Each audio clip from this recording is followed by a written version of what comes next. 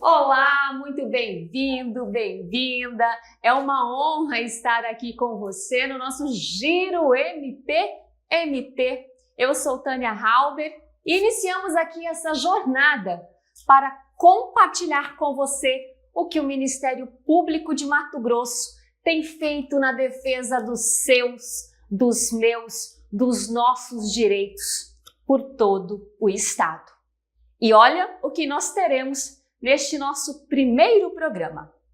MP alerta sobre cuidados com crianças e adolescentes na folia de carnaval. A audiência busca melhorias em terminal rodoviário do Cochipó, em Cuiabá. Em Vila Rica, Ministério Público reforça ações de prevenção à violência contra a mulher. Já em Itapurá, a atuação do MP garante melhorias nas vias públicas da cidade. Também vamos conhecer um trabalho que tem como objetivo garantir a destinação adequada de resíduos. E o Ministério Público de Mato Grosso está sob nova gestão.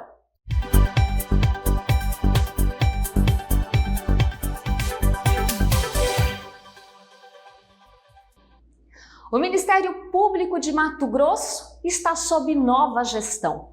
O Procurador-Geral de Justiça, Rodrigo Fonseca Costa, assumiu o cargo máximo da instituição com alguns compromissos. Dentre eles, tornar o MP cada vez mais resolutivo e acessível à população. Vamos ouvir um trecho da fala do Procurador-Geral durante a solenidade em que ele tomou posse?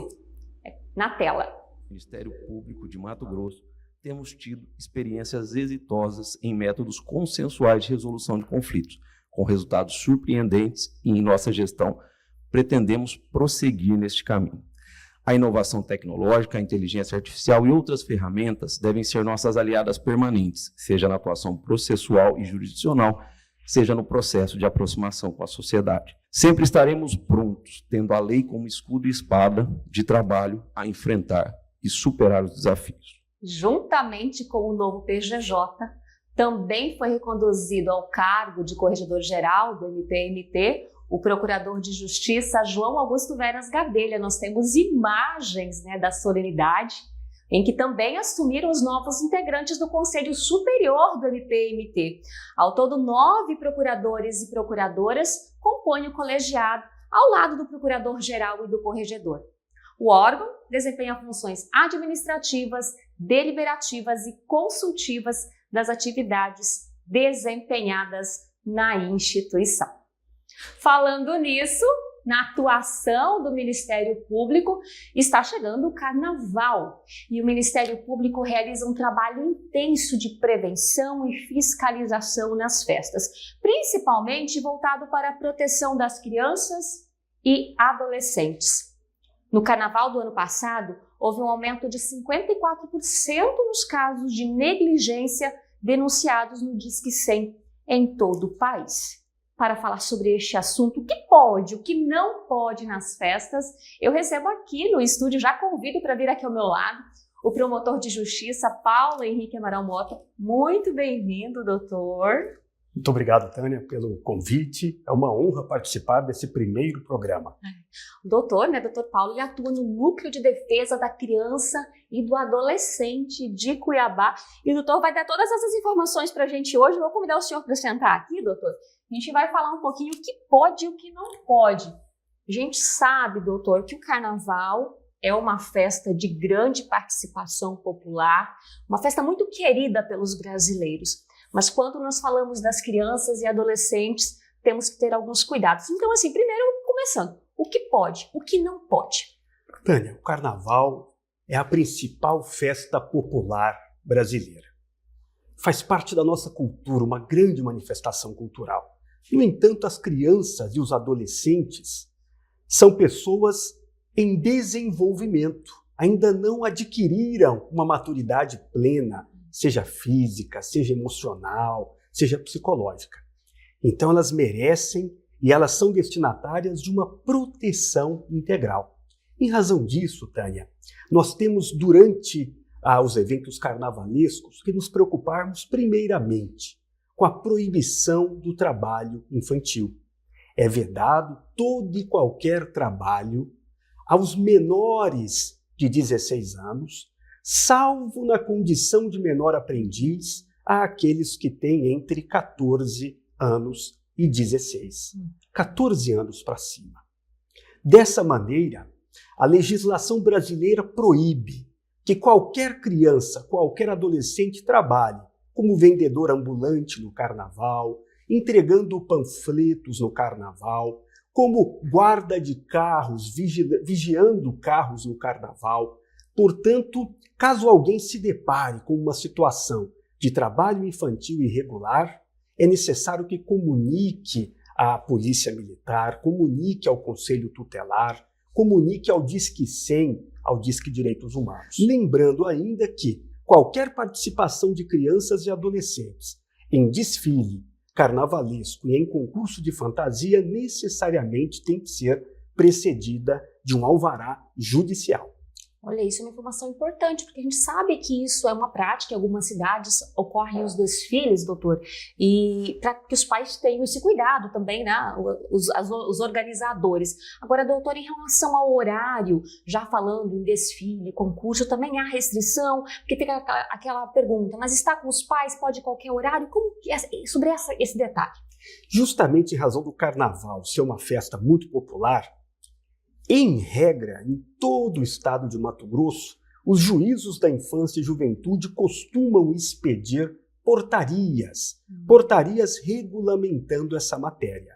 E ela varia de comarca para comarca. Nos últimos anos, ficou definido mais ou menos no estado todo de que qualquer criança e adolescente poderia participar dos eventos carnavalescos desde que acompanhados de um dos pais ou de um responsável legal maior de idade, permitindo-se tão somente a participação dos menores, dos maiores, melhor dizendo, de 16 anos, até 1h da manhã, sozinhos.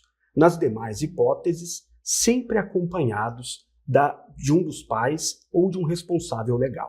E aí, quando a gente entra nesse assunto, vem outro detalhe, a questão da bebida alcoólica. É outra preocupação, doutor? É uma grande preocupação nos eventos carnavalescos, seja nas festas públicas, seja nas festas privadas, né? A entrega, o fornecimento, a venda de bebidas alcoólicas para menores de 18 anos, o que é plenamente vedado pela legislação brasileira vigente. Inclusive, é reputado como prática criminosa, punida com detenção de 2 a 4 anos.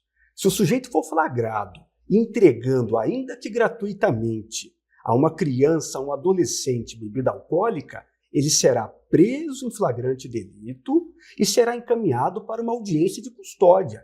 Lá na audiência de custódia será decidido se ele permanece preso ou se ele é colocado em prisão, em liberdade provisória. Então, a prática de entregar, ainda que gratuitamente, bebida alcoólica a crianças e adolescentes é muito grave e é punida também de maneira rigorosa. E o quanto é importante, né, que todos tenham essa consciência e essa informação. Porque já aqui, para a gente ir para o encerramento dessa nossa conversa, doutor, a gente sabe que são muitas as informações que são necessárias, mas em qualquer situação que alguém está na festa, né, perceber qual a orientação. Quem se deparar com qualquer uma dessas práticas deverá comunicar de imediato à Polícia Militar ou ao Conselho Tutelar para que aquele flagrante seja realizado. Poderá também, e digo até mesmo que deverá, comunicar ao Ministério Público em plantão. E se não houver ninguém nas proximidades ali para acionar, poderá e deverá entrar em contato com o Disque 100. É uma ligação gratuita, a denúncia é registrada 24 horas por dia e encaminhada para os órgãos competentes para lidar com aquelas demandas. Como o doutor disse, apesar da relevância, todos os anos, como a gente viu aqui os números, né, do ano passado, muitos casos se repetem. Então, sempre é importante, nunca demais falar, doutor. Tânia, muito obrigado mais uma vez pelo convite e sucesso a toda a equipe da DECOM nessa nova empreitada. Nós agradecemos, doutor. Vou pedindo aqui, acompanhando o doutor, né? Vai se retirando aqui, por favor, Muito doutor. obrigado. E a gente vai seguindo, porque nós temos mais giro, nós temos mais notícias. Logo mais, também teremos mais uma entrevista, mais um assunto de muita relevância que nós vamos abordar, trazer aqui para falar com você. Bom, agora eu convido você para um assunto que afeta diretamente a nossa rotina. Nas nossas casas, locais de trabalho, nossas refeições, compras. Eu quero falar com você sobre a destinação do lixo que cada um de nós produz. Você tem ideia de quanto de resíduo você produz aí na sua casa, no seu trabalho? Estudos mostram que o brasileiro produz em média 381 quilos por ano, o que representa mais de 1 quilo de lixo por dia. Gente, é bastante coisa. Paralelo a isso, existe um conceito de lixo zero. Talvez você já tenha ouvido falar. Este conceito busca reduzir o volume de lixo produzido, de resíduos produzidos por duas frentes: repensar o consumo e reutilizar e reciclar materiais. E isso vem sendo feito aqui no Ministério Público. O colega Anderson Pinho preparou um material contando para a gente como isso é possível. Assista comigo. O lixo era o destino certo para cascas de banana, restos de frutas e legumes, borra de café e sachês de chás. Agora, eles são ingredientes para transformar resíduo orgânico em adubos e fertilizantes. A matéria-prima vem da coleta de resíduos feita na Procuradoria-Geral de Justiça e nas sedes das Promotorias de Justiças da capital e de Várzea Grande. Funciona assim: uma prestadora de serviço faz o recolhimento dos resíduos nas unidades ministeriais, leva para o pátio de compostagem da empresa e, após 4 meses de tratamento, esse sedimento se transforma em adubos e fertilizantes e depois retorna embalados para o Ministério Público. Quando a gente começou aqui na instituição, acredito que foi no final de 2022, foi um desafio, né? Porque as pessoas têm essa cultura de colocar tudo no saco preto, mandar tudo misturado. São muitas pessoas envolvidas, cada um com as suas ideias e com as suas práticas em casa. Então foi desafiador esse início. A instituição está recebendo as primeiras unidades de fertilizantes e adubos de alta qualidade e iniciou a confecção de kits com sementes para serem doados às hortas comunitárias e escolares do projeto Cibos, Você Tem Fome de Quê?, implantadas em vários municípios de Mato Grosso. O Cibos é um projeto do MPMT de enfrentamento à insegurança alimentar. A aplicação dos conceitos de sustentabilidade no tratamento dos resíduos gerados no Ministério Público introduziu mudanças de cultura e de nomenclatura. Lixeiras agora são residuários. É uma semente para a mudança de comportamento. Cada um tratar o seu lixo, o seu rejeito ali dentro da instituição. Foi muito bem recebido. Inclusive, a gente ouve relatos de que já está fazendo em casa, já está levando isso para casa, né? Porque o trabalho não é só dentro da instituição, o intuito é que se estenda para a população em si, né? Essa importância do cuidado com o meio ambiente. A adesão do programa MPMT Sustentável à jornada Lixo Zero tem um propósito. Todo o trabalho em gestão sustentável em resíduos, racionalização dos bens naturais e dos recursos públicos almeja que o Ministério Público do Estado de Mato Grosso obtenha a certificação Lixo Zero. Esse é o grande propósito do Ministério Público, fazer o dever de casa para que a gente seja a transformação que nós tanto buscamos na sociedade. Uma das principais ações que nós temos desenvolvido é a gestão e o direcionamento dos resíduos sólidos em busca de uma certificação, né, o Lixo Zero, e se assim alcançarmos esse propósito, seremos o primeiro Ministério Público no país a obter essa certificação. Foram quase 4 toneladas de resíduos orgânicos com destino adequado. Desta forma, nós conseguimos evitar a emissão de quase 1,8 toneladas de gases do efeito estufa na atmosfera.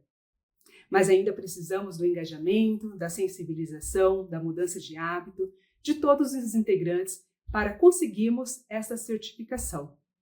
Para que também possamos ter um meio ambiente no trabalho mais limpo e mais sustentável. Os insumos da compostagem serão entregues às hortas do projeto Cibus em 32 escolas localizadas em 10 municípios de Mato Grosso.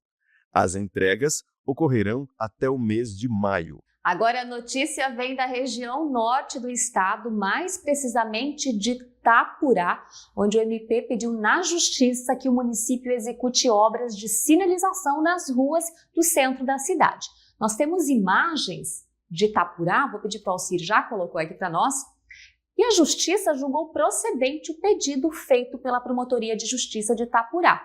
E agora o Poder Público Municipal tem 120 dias, 4 meses para a realização das obras.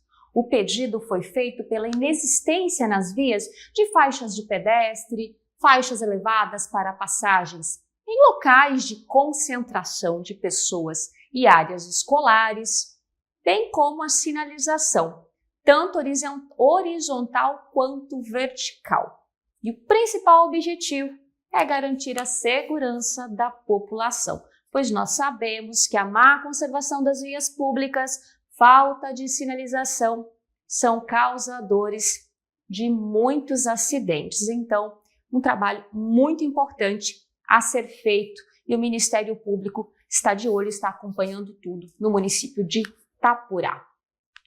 Agora, nós seguimos com o nosso Giro MP-MT para a região nordeste do Mato Grosso, para falar de um assunto de grande relevância, o enfrentamento à violência contra a mulher.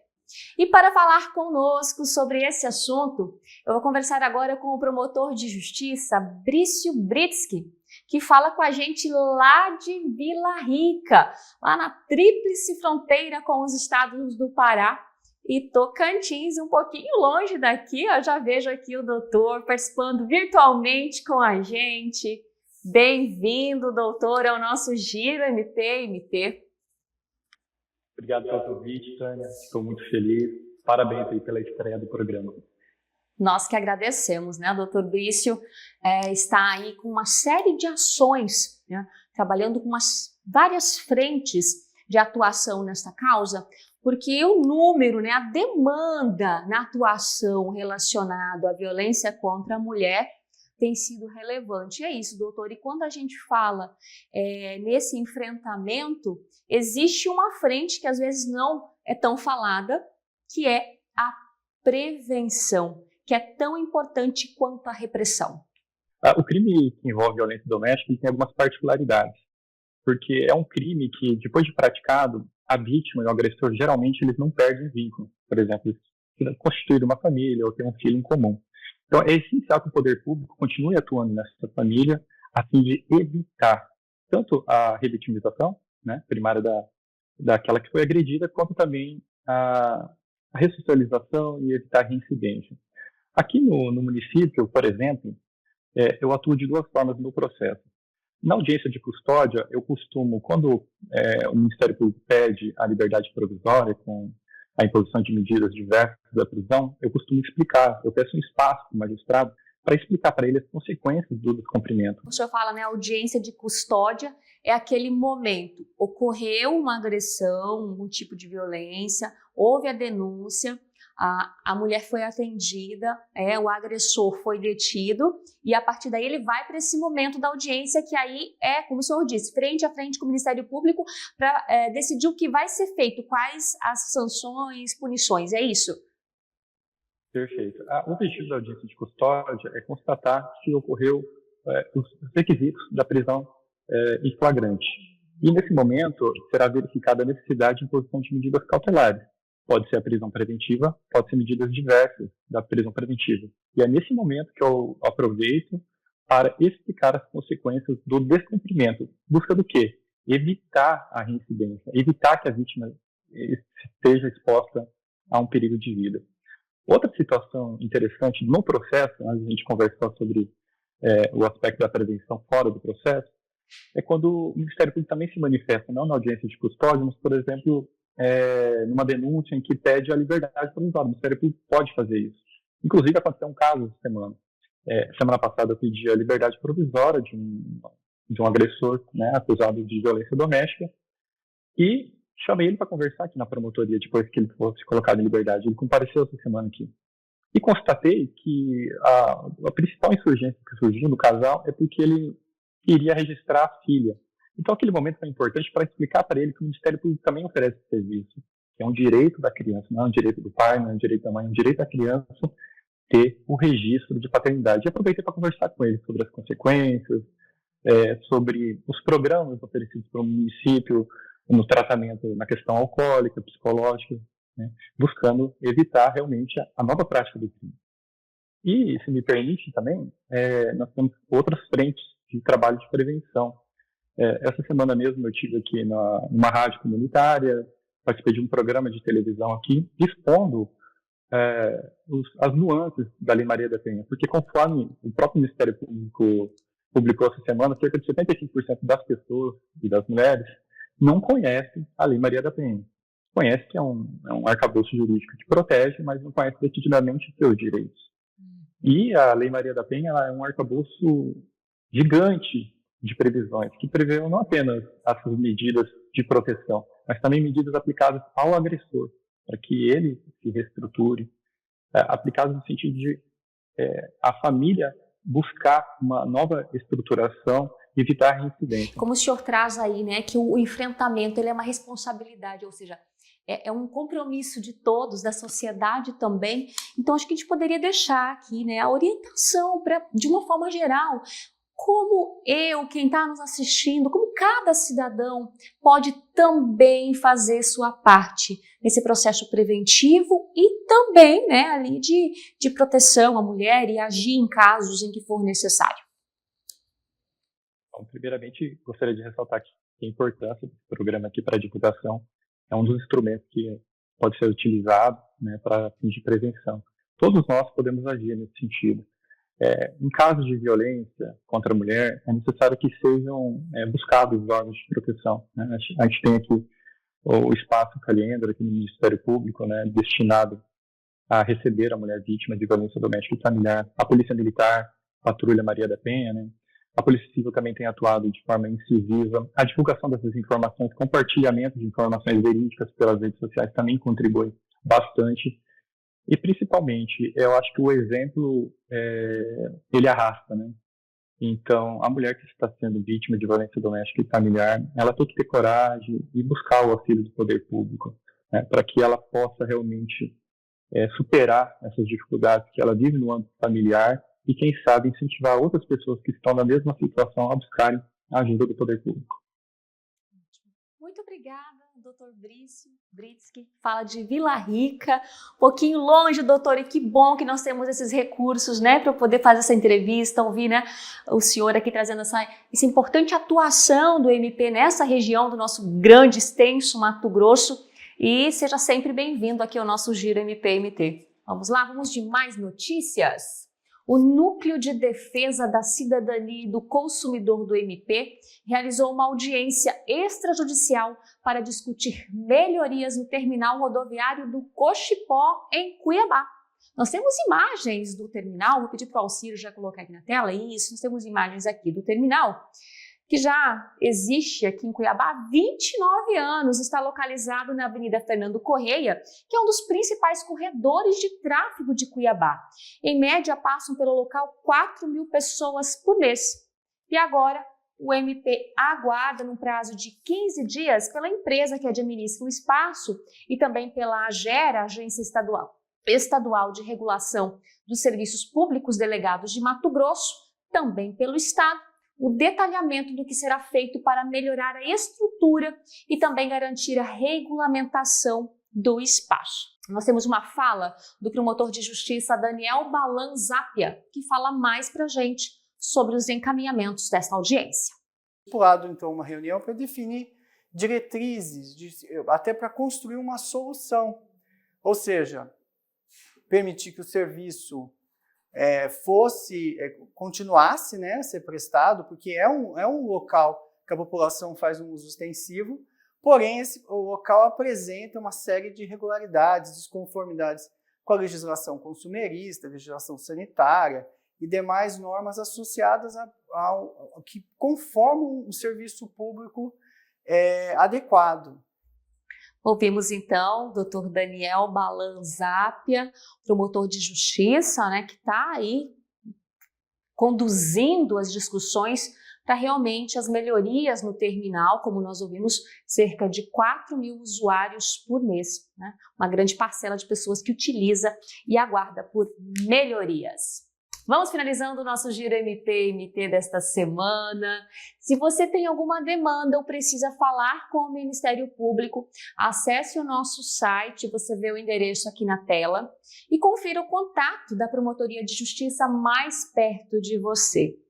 Ou então, acesse as redes sociais, as nossas redes sociais do Ministério Público de Mato Grosso e fique por dentro do que acontece na instituição e também como o MP pode te ajudar. Ótima semana para você e até o nosso próximo programa.